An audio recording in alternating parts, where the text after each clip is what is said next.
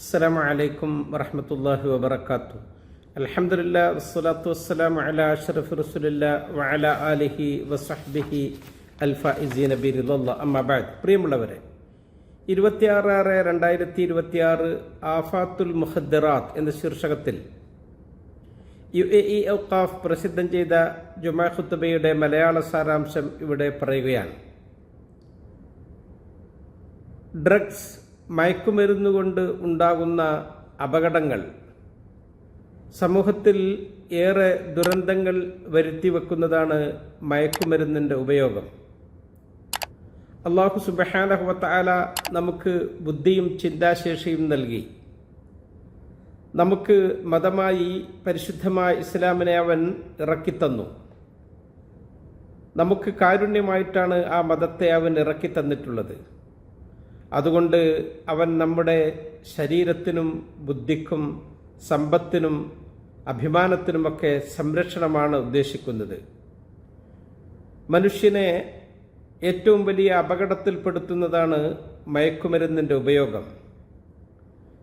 അവൻ എല്ലാം നഷ്ടപ്പെടുത്തി കളയുന്ന ഒരു ദുരന്തത്തിലേക്ക് അവൻ മുഖം കുത്തി വീഴുകയാണ് അതവൻ ഉപയോഗിച്ചു തുടങ്ങുന്നതിലൂടെ.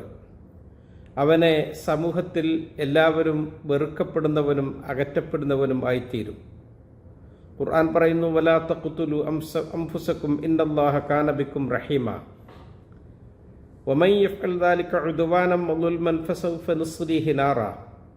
നിങ്ങൾ നിങ്ങളുടെ സ്വന്തം ശരീരത്തെ വധിച്ചു കളയരുത്. അള്ളാഹു നിങ്ങളോടേറെ കരുണാമയനാണ്. ആരെങ്കിലും അങ്ങനെ ശത്രുതയാൽ സ്വയം അവൻ്റെ ശരീരത്തെ അപകടപ്പെടുത്തിയാൽ അവനെ നാം നരകത്തിലേക്ക് ചേർക്കും. അള്ളാഹുവിൻ്റെ അടുക്കൽ നിന്നുള്ള മുന്നറിയിപ്പാണിത്. സ്വന്തം ശരീരത്തിൻ്റെ നാശത്തിന് അവൻ കാരണക്കാരനായാൽ അവൻ നരകാവകാശിയാകും. റസൂൽ സല്ലല്ലാഹു അലൈഹി വസല്ലം തങ്ങൾ ഒന്നുകൂടി ശക്തിപ്പെടുത്തി പറയുന്നുണ്ട്, മൻ ഖത്തല നഫ്സഹു ബിസുമ്മിൻ ഫസുമ്മുഹു ബിയദി യതഹസ്സാഹു ഫീ നാരി ജഹന്നം ഖാലിദൻ മുഖല്ലദൻ ഫിഹാ. ആരെങ്കിലും ഒരാൾ വിഷം അത് ഉപയോഗിച്ച് അവൻ്റെ ജീവനൊടുക്കി അവൻ്റെ ശരീരത്തെ അവൻ കൊന്നുകളഞ്ഞാൽ നരകത്തിൽ വെച്ച് അവൻ അത് രുചിച്ചുകൊണ്ടേയിരിക്കും. കാലാകാലം അവൻ നരകത്തിൽ കഴിയേണ്ടിയും വരും എന്ന് അവിടെ നിന്ന് പറയുന്നുണ്ട്. ഏറ്റവും വലിയ വിഷമാണ് ഈ നാം നേരത്തെ പറഞ്ഞ ഡ്രഗ്സുകൾ, മയക്കുമരുന്നുകൾ. നമുക്ക് അത്ഭുതം തോന്നിപ്പോകും. മനുഷ്യൻ അവൻ്റെ സ്വന്തം കാര്യത്തിന് പിശുക്ക് കാണിക്കും. കുടുംബ ചെലവിലും അതുപോലെ തന്നെ മക്കളുടെ ആഗ്രഹങ്ങൾ നിറവേറ്റി കൊടുക്കുന്നതിലുമൊക്കെ അയാൾ പുറകോട്ട് നിൽക്കും. പക്ഷേ അവൻ്റെ സമ്പത്ത് കൊടുത്ത് അവൻ്റെ ബുദ്ധിയെ നശിപ്പിക്കുന്ന മയക്കുമരുന്ന് വാങ്ങി അവൻ ഉപയോഗിക്കുന്നു. ഇതെങ്ങനെ സാധ്യമാകുന്നു? അള്ളാഹുവിനോട് അവൻ നാളെ എന്ത് മറുപടി പറയും? ഹദീസിൽ നബി തങ്ങൾ പറഞ്ഞില്ലേ, അള്ളാഹു അവനോട് ചോദിക്കും, അൻ ഉംരിഹി ഫീമ അഫ്നാ വഅൻ മാലിഹി മിന്നൈന ഇക്തസബഹു വഫീമ അൻഫഖ. അവൻ്റെ ആരോഗ്യം അവൻ എങ്ങനെ ചെലവഴിച്ചു, അവൻ്റെ സമ്പത്ത് അവൻ എങ്ങനെ നേടിയെടുത്തു, ഏതിൽ വിനിയോഗിച്ചു എന്ന്.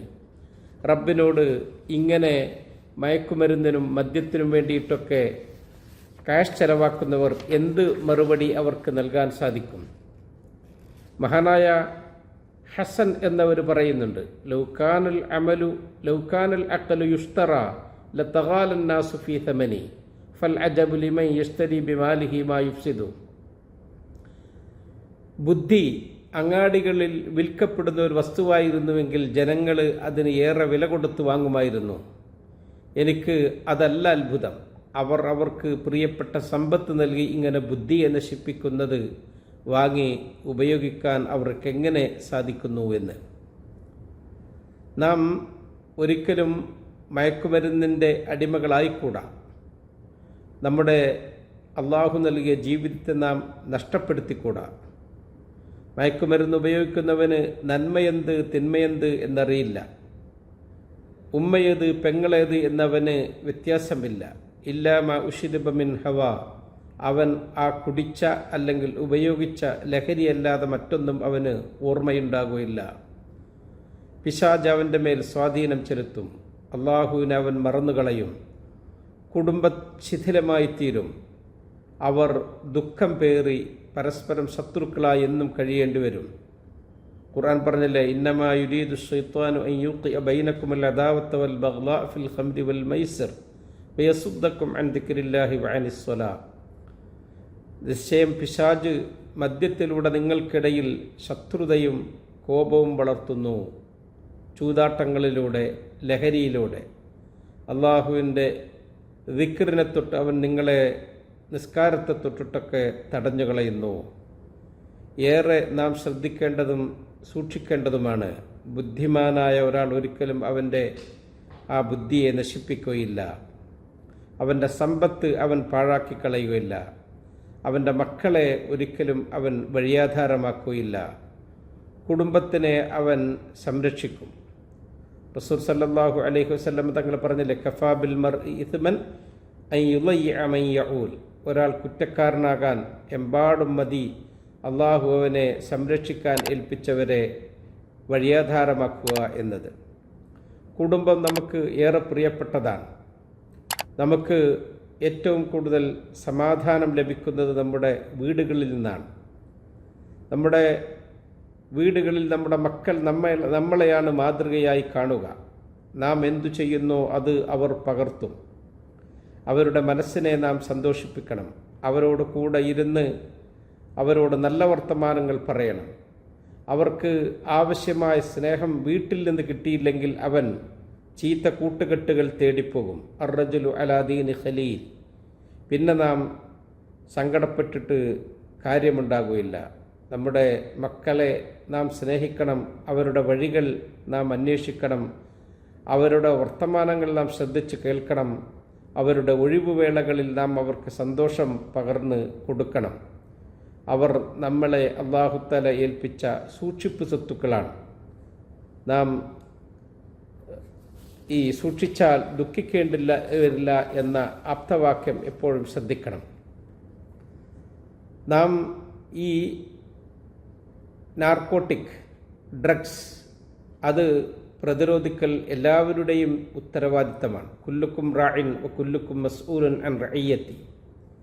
നമ്മുടെ രാജ്യം UAE അത്തരം ഡ്രഗ്സുകളെ പ്രതിരോധിക്കാൻ വേണ്ടി തൗഹീദുസ് സഫ് ലിസ്തിസാലിൽ ആഫ, ഒരൊറ്റ കാൽവെപ്പ്, ഈ ഡ്രഗ്സിൻ്റെ ഉപയോഗം സമൂഹത്തിൽ നിന്ന് തൂത്ത് എറിയാൻ വേണ്ടി എന്ന ശീർഷകത്തിലുള്ള ക്യാമ്പയിൻ നടത്തുന്ന സമയമാണ്.